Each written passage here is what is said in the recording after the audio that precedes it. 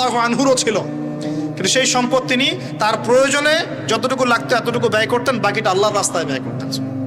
উসমান রাদিয়াল্লাহু আনহুর মতো ধনী হতে কোনো সমস্যা আছে? ওর আপত্তি আছে? একটা আমল তার জীবনী থেকে পাওয়া যায়, এটা পড়ে আমার কাছে এত নিজেকে এত ছোট মনে হচ্ছে যে কাশ যদি এই আমলটা আমি করতে পারতাম। বলে দেব, চেষ্টা করছি যে করার, আপনারাও করার চেষ্টা করেন। উসমান রাদিয়াল্লাহু আনহু ধনী ছিলেন কিনা, তো নবীর কাছে গিয়ে বলছেন যে আমার ধন সম্পদ খুব বেশি বাড়ছে, ইয়া রাসূলুল্লাহ আপনি সম্পদ একটু কমানোর দোয়া করেন তো আমার জন্য। চিন্তা করা যায় মানুষ এমন দোয়া কেউ করবে এই যুগে? আচ্ছা, নবী সাল্লাল্লাহু আলাইহি ওয়াসাল্লাম বললেন তুমি উটের পিঠে, গাধার পিঠে খাওয়া দাওয়া করো, ঠিক আছে, খাওয়া দাওয়া করো। তো তিনি খাওয়া দাওয়া করেন। এখন কয়দিন পরে, কয়দিন বলতে কতদিন আল্লাহ ভালো জানেন, তিনি এসে বলছেন ইয়া রাসূলুল্লাহ আমার তো সম্পদ আরো আগের চেয়ে বাড়তেছে, দেখি আপনি কি দোয়া করলেন, সম্পদ আরো বাড়া শুরু করেছে এখন। তখন তিনি বলছেন যে তুমি যখন খাও তখন তোমার হাত থেকে যদি খাবার পড়ে যায় তুমি কি করো? তিনি বলেছেন আমি, আমার হাত থেকে খাবার যদি পড়ে যায়, একটা দানাও যদি পড়ে যায়, আমি উটের পিঠ থেকে নেমে সেই খাবারটাকে তুলে পরিষ্কার করে তারপর খাই। উসমান রাদিয়াল্লাহু আনহু এত ধনী মানুষ, তিনি প্রতি বেলায় 100 মানুষকে খাওয়াতে পারেন, কোনো সমস্যা নেই। তিনি একাই তাবুকের যুদ্ধে 30,000 সৈন্যের দায়িত্ব নিয়েছেন। 30,000 সৈন্য 3 মাস যাবে, যাত্রা বিরতি করবে, খাবে দাবে, তাদের ঘোড়া অস্ত্রশস্ত্র সব দায়িত্ব একজন ব্যক্তি বহন করেছেন, ওসমান রাদিয়াল্লাহু আনহু। কত বড় ধনী আপনি চিন্তা করেন। উনার মতো ধনী কোনো পররাষ্ট্রমন্ত্রীও নাই পৃথিবীতে, এখন কোনো বিশ্ব নেতাও নাই ওনার মতো ধনী, এখন কেউই নাই। আর উনি কিন্তু তার এই ধন সম্পদ সুদের মধ্য দিয়ে অর্জন করেন নাই, তার ধন সম্পদ দুর্নীতির মধ্য দিয়ে অর্জন করেন নাই। তার ধন সম্পদ তিনি কিন্তু এই যে অন্যের সম্পদ অন্যায়ভাবে দখল করে অর্জন করেন নাই। তিনি সম্পদ অর্জন করেছেন বৈধ পন্থায়, হালাল ব্যবসা করেছেন। ব্যবসা করেছেন নাকি না? এই যে আমল, তো নবীজি বলছেন যে তোমার আমল যদি এমনই হয় তাহলে তোমাকে আল্লাহ পাক সম্পদ দিবে না, কাকে সম্পদ দিবে? তুমি আল্লাহ পাকের যে সম্পদ, রিজিকের যে শুকরিয়া আদায় করো, কৃতজ্ঞতা প্রকাশ করো যে আল্লাহ আমাকে ভালোবেসে রিজিকটা দিয়েছেন, আমার হাত থেকে পড়ে গেছে, আমি তুলে খাই। এই যে আল্লাহ পাকের নেয়ামতের প্রতি তোমার যে শ্রদ্ধা, যে সম্মান, এর শুকরিয়া স্বরূপে আল্লাহ পাক তোমাকে এরকম সচ্ছল বানায় দিচ্ছেন, আর তো কিছু করার নাই। তো উসমান রাদিয়াল্লাহু আনহুর মতো ধনী হতে কোনো সমস্যা আছে? তিনি কৃপণ ছিলেন না, তিনি আল্লাহ পাকের নেয়ামতের শুকরগুজার ছিলেন। ভুল ব্যাখ্যা নেবেন না, তিনি আল্লাহ পাকের নেয়ামতের শুকরগুজার ছিলেন। আমরা আল্লাহ পাকের নেয়ামতের শুকরিয়া আদায় করবো ইনশাআল্লাহ, এবং যা রিজিক আল্লাহ আমাদেরকে দিয়েছেন এতে সন্তুষ্ট থাকবো ইনশাআল্লাহ, এবং হালালভাবে চলার চেষ্টা করব। আল্লাহ পাক আমাদেরকে ধন দিলে সেই ধন সম্পদ যতটুকু আমার পরিবারের জন্য প্রয়োজন, বাড়তিগুলো আমরা আল্লাহর পথে দান সাদাকা করবো ইনশাআল্লাহ। আল্লাহ পাক আমাদের সবাইকে আল্লাহর রাস্তায় দান করার তৌফিক এনায়েত করুন, আমিন।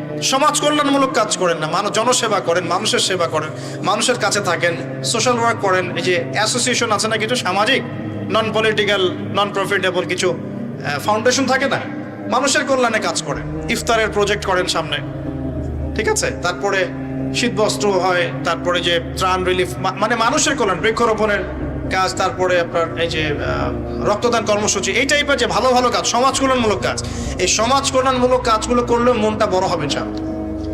ভালো কাজে ব্যস্ত থাকবেন, আপনি দেখবেন মাথার মধ্যে শয়তানি নাই।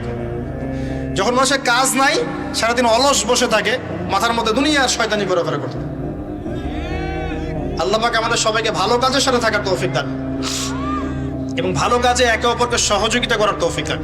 নিজেকে ভালো কাজে ব্যস্ত রাখেন। দান সদকা করলে কখনো টাকা কমে যায় না, মনে রাখবেন। দান করলে কোনোদিনও টাকা কমে যায় না। আপনার দানের টাকা ঘুরে ফিরে আপনার কাছে আসবে, বুঝতে পারছেন না? আপনার দানের টাকা ঘুরে আল্লাহ আপনার কাছে ফিরাই দিবে। কিভাবে ফিরাবেন সেটা আল্লাহর দায়িত্ব। আমি কি বুঝাবো কিভাবে ফিরাবেন? বুঝবেন, একটু বোঝানোর চেষ্টা করবেন। অর্থনীতি কিন্তু কঠিন, সহজ করে বোঝানোও কঠিন, সবাই সহজ করে বোঝাতেও পারবে না।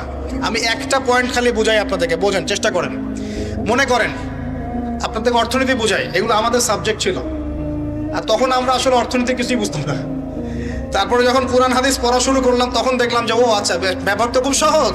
সহজ জিনিসটাকে এত কঠিন করা হয় কেন? দেখেন কিরকম। মনে করেন একটা বাজার, আপনি দেখেন বাজার আছে কি? আচ্ছা, এই বাজারের মধ্যে ধরেন 100 ব্যবসায়ী আছে, আর ব্যবসায়ীরা ব্যবসা করে। আল্লাহ পাক ব্যবসা হালাল করেছেন না হারাম করেছেন? হালাল ব্যবসা। ব্যবসায় একটা 10 টাকার পণ্য আপনি চাইলে 30 টাকা, 40 টাকা, 50 টাকা, 100 টাকা বিক্রি করতে পারবেন কি না? পারবেন। মার্কেটের একটা ফিক্সড প্রাইস থাকে, মার্কেট প্রাইস, এটাকে বলে মার্কেট প্রাইস, যে একটা দাম নির্ধারণ করা হয় যে আমরা এই দামে সব সেল করবো, তাই না? আচ্ছা, এন্ড ব্যবসায়ীরা ব্যবসা করছে, ব্যবসায় লাভও আছে, লসও আছে, ঝুঁকিও আছে, লাভও হতে পারে, লসও হতে পারে। এখন ব্যবসা করার সময় দেখা গেল যে এক ভাই লাভ করলো আর এক ভাই লস করলো, এমনটা হয় কি না? আচ্ছা, আল্লাহ পাক এখানে কি করেন জানেন? এই বাজারের মধ্যে যে সম্পদগুলো আছে, অর্থ সম্পদ, আপনারা যেটা কারেন্সি বলেন, এগুলো আল্লাহ রাব্বুল আলামিন হাত থেকে হাতে ঘোরাতে থাকেন। আজকে আপনার হাতে, কালকে তার হাতে, কালকে তার হাতে, পরশু আরেক ভাইয়ের হাতে। এই সম্পদ বাজারের মধ্যে ঘুরতে থাকে। বাজারটা হতে পারে সমাজ, হতে পারে রাষ্ট্র, হতে পারে বিশ্ব। ভালো করে বোঝেন, ছোট পরিসরে হতে পারে সমাজ, হতে পারে রাষ্ট্র বা বিশ্ব। আল্লাহ পাক সম্পদটা সার্কুলেট করেন, ঘোরাতে থাকেন। আজকে তার হাতে, কালকে তার হাতে, কালকে তার হাতে, এভাবে সম্পদ ঘুরতে থাকে। লাভ লসের রিস্ক আছে, কেউ লাভ করে, কেউ লস করে। এভাবে সম্পদ সার্কুলেট হতে হতে হতে আল্লাহ পাক যাকে ইচ্ছা ধনী বানান, যাকে ইচ্ছা গরিব বানান। কথা বুঝতে পারছেন? এটা হলো এই জায়গায় রিজিকটা নিয়ন্ত্রণ করেন সরাসরি আল্লাহ পাক। আল্লাহ পাক কারো সম্পদ নেন, কারোকে দেন, কারো কাছ থেকে নেন, কারোকে দেন, কারো কাছ থেকে নেন, কাউকে দেন। এভাবে সম্পদ ঘুরতে থাকে। আর যদি দেখা যায় সম্পদ মানে চাহিদার চেয়ে কম হচ্ছে, আল্লাহ পাক সম্পদ উৎপন্ন করে দেন। জমিন থেকে উৎপন্ন করেন, আসমান থেকে উৎপন্ন করেন। আমি মানে বুঝাতে পারছেন? এরপরও যদি দেখা যায় যে সমাজে সংকট হলো, অন্য সমাজ থেকে আমদানি করতে হয়। যদি একটা রাষ্ট্রের সংকট হচ্ছে, অন্য রাষ্ট্র থেকে আমদানি করতে হয়। এভাবে একটা সিস্টেম চলে, ইসলামিক সিস্টেম। এখানে ব্যবসা হচ্ছে মূল।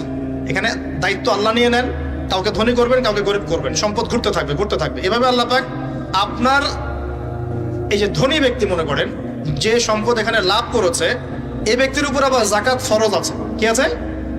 জাকাত ফরজ আছে। এখন এই যখন ধনী হবে, হিসাব পরিমাণ সম্পদ আসবে, তখন এই জাকাত দিবে গরিবকে। তখন যার হাত থেকে সম্পদ চলে আসছে, ওর কাছে আবার সম্পদ ফিরে যাবে। বুঝতে পারলেন কি কিভাবে সম্পদ আল্লাহ পাক ঘোরান? এর জাকাত ছাড়াও আছে সাদাকা। সাদাকা ছাড়া সাদাকাতুল ফিতর আছে, অনুদান আছে, এবং নরমালি আল্লাহ পাক কিন্তু সদকা করতে উৎসাহিত করেন। এইভাবে একটা ইকোনমিক সিস্টেম চলতে থাকে, ছোট বা বড় পরিসরে। এইভাবেই মদিনা টিকে ছিল, এভাবেই মদিনার ইকোনমিক সিস্টেম চলতো নবী সাল্লাল্লাহু আলাইহি ওয়াসাল্লামের যুগে। তো সেখানে আরো একটা বিষয় এক্সট্রা ছিল, যেটা এখন নাই। সেটা ছিল গনিমত। সেটা কি? রাসূল সাল্লাল্লাহু আলাইহি ওয়াসাল্লাম সাহাবীরা বিভিন্ন যুদ্ধ এবং জিহাদ করতেন কিনা? না, তারা তো এগুলো করতেন না। ঘর মসজিদে বসে খালি সুবহানাল্লাহ পড়তেন। হ্যাঁ নাকি? বদর উহুদ তো হয়নি ইসলামে, হয়েছে?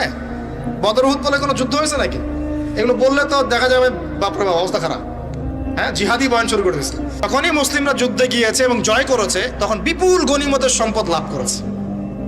বুঝতে পারছি? গনিমত মানে ওই যে যাদের সাথে যুদ্ধ হচ্ছে, ওদের সব সম্পত্তি মুসলিমরা তখন পেয়ে যায়, কারণ ওগুলো ছেড়ে ওরা পালিয়ে যাবে। এটা এর মধ্য দিয়ে মুসলিম ব্যাপক সচ্ছলতার মুখ দেখেছিল। খায়বারের যুদ্ধে জয়ের মধ্য দিয়ে মুসলিমরা প্রায় 1/3 সম্পদ পেয়েছিল আরবের মধ্যে। জাজিরাতুল আরবের 1/3 সম্পদ শুধু খায়বার যুদ্ধ জয়ের মধ্য দিয়ে লাভ করা হয়েছে। ওইটা তো নাই, এখন ক্লোজড। আমি ওগুলো বাদ দিয়ে এই সিস্টেমগুলোর কথা বললাম, সাদাকা, ব্যবসা ইত্যাদি ইত্যাদি।